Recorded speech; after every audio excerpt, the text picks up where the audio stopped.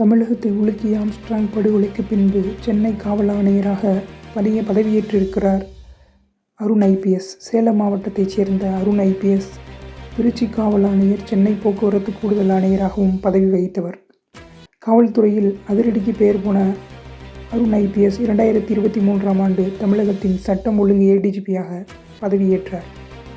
சட்டம் ஒழுங்கு ஏடிஜிபியாக பதவியேற்றவுடன் ஆவடி என்கவுண்டர், ரவுடிகளினுடைய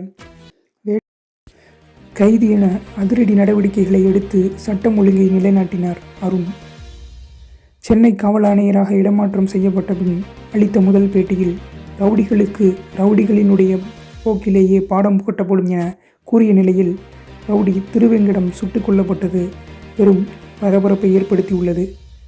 தமிழகத்தில் சட்டம் ஒழுங்கை காக்கவும், ரவுடிசத்தை கட்டுப்படுத்தவும் முதலமைச்சரே நேரடியாக அருண் ஐபிஎஸ்ஐ நியமித்திருக்கிறார்.